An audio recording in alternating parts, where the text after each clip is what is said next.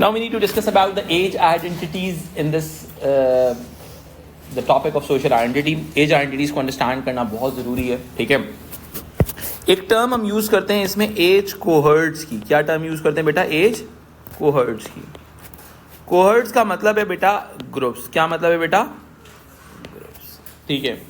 As कोहर्ट्स का मतलब ये हुआ एज ग्रुप्स. एज ग्रुप्स का मतलब ये होता है मेरा बेटा, बहुत ही सिंपल सी बात है, ठीक है, कि भाई आपके एज ग्रुप्स क्रिएट हो गए, एज सिस्टम्स डेवलप हो चुके हैं, डिवाइडेड है, ठीक है.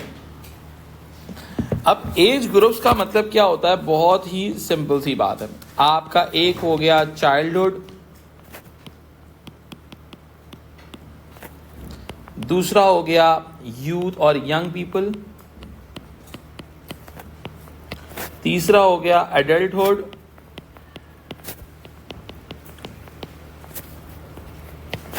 चौथा हो गया elderly.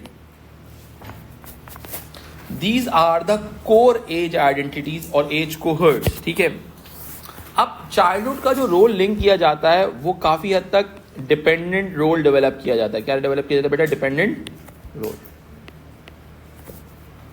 Youth again dependent, stereotypically dependent होती है, ठीक है. एडल्ट्स आर इंडिपेंडेंट, ठीक है.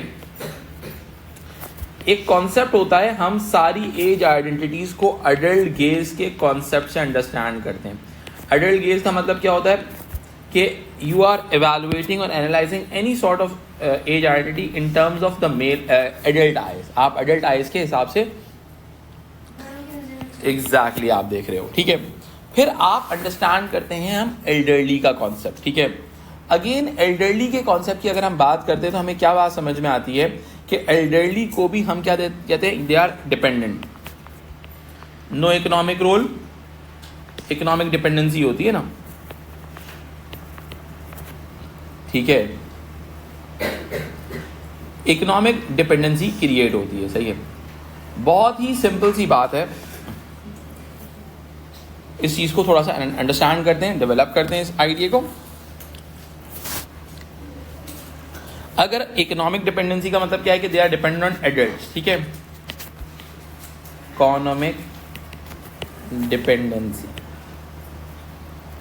ठीक है. आज की दुनिया में थिंग्स आर गेटिंग चेंज. वो जो जिस तरह चेंज हो रही हैं we will discuss it later on, ठीक है जी. अब अगर मैं इस चीज को थोड़ा सा आगे बात करता हूं तो हमारे पास यूथ सब कल्चर होता है.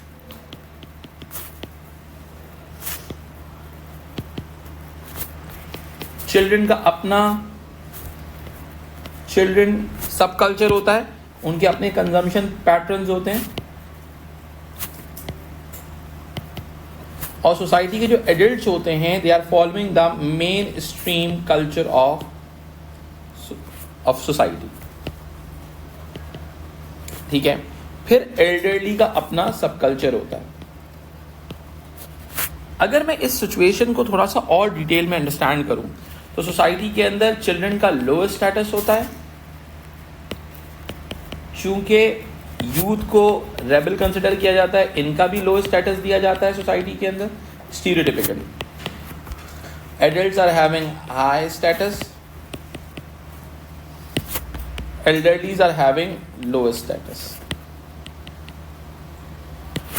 ठीक है. फिर बहुत ही सिंपल, ये हमने क्या किया? बेसिक एज कोहर्ट्स की स्टीरियोटाइपिकल आइडियाज को प्रेजेंट कर दिया, ठीक है. इसके बाद हमारे पास क्या होता है बेटा? बहुत ही सिंपल सी बात है, सही है. हमारे पास डेवलप होता है changing age identities. Age identities got change, age identities got change, ठीक है.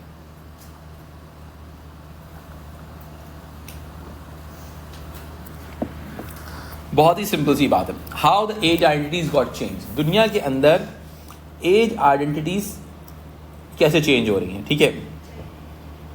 हम ये भी कह सकते हैं कि भाई चाइल्डहुड इज डिसअपियरिंग, ठीक है. बहुत ही सिंपल सी बात है. आज की दुनिया के अंदर कहा जाता है टॉक्सिक चाइल्डहुड. एक कॉन्सेप्ट आता है, हम उसको डिस्कस करेंगे. इसके अलावा चाइल्डहुड इज ब्लरिंग और डिसअपियरिंग.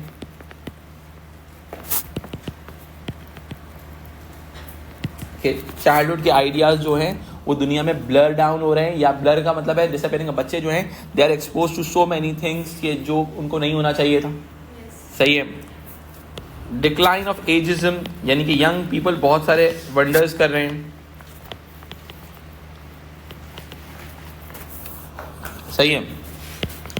फिर क्या होता है, इकोनॉमिक रोल ऑफ एल्डरली, जो पुराने स्टीरियोटिपिकल रोल्स थे they got change in changing age identities concept. कि सोसाइटी के अंदर एज आइडेंटिटीज का कॉन्सेप्ट किस तरह से चेंज हो रहा है। ठीक है।